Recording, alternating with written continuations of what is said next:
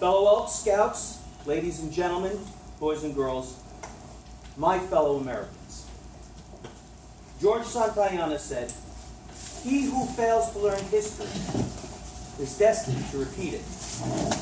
I would like to recite for you the address written by President Abraham Lincoln upon the dedication of the cemetery at the battlefield in Gettysburg, Pennsylvania.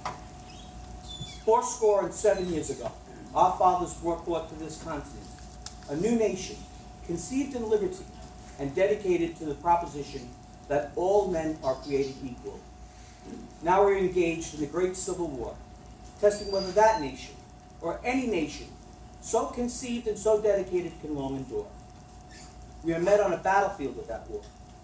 We have come to consecrate a portion of that field as a final resting place to those men who gave their lives that that nation might live on.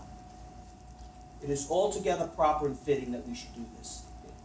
But in a larger sense, we cannot dedicate, we cannot consecrate, we cannot hallow this ground. For the brave men living and dead who consecrated it, for the brave men living and dead who fought here have consecrated it far above our poor power to add or detract.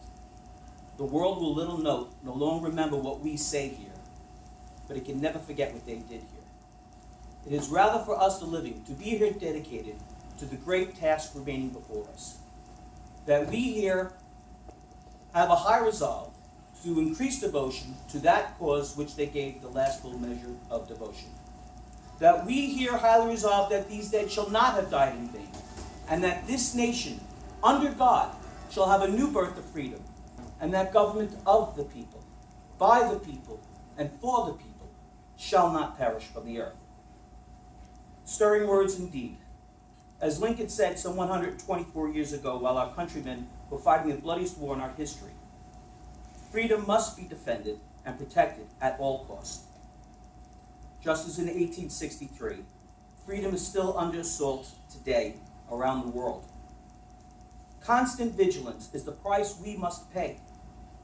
And we will fight for our freedom, and we will fight to protect all we love and cherish, and we will fight to worship God in our own way without fear of oppression, to speak our thoughts without the danger of imprisonment, to provide for our families in the way we see fit.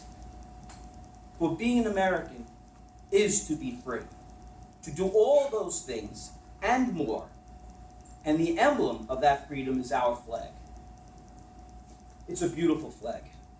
It's a flag of grace and honor. It is the flag of hope for oppressed people around the globe.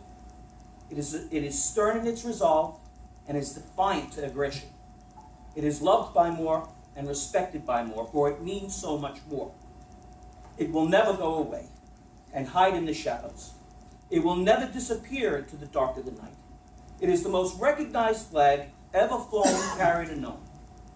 It is your flag. It is my flag. And it is the flag of a great people, of the greatest country in the world, the United States of America.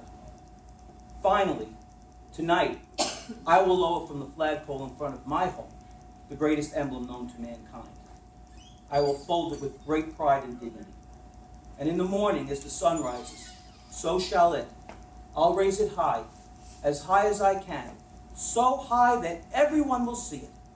I'll stand back, admire her beauty, and thank Almighty God I was born an American. May God bless you, my fellow Americans. May God bless the benevolent protective order of Elks, our brave men and women of our armed forces, our Commander-in-Chief, and above all things, may God bless the United States of America. Thank you.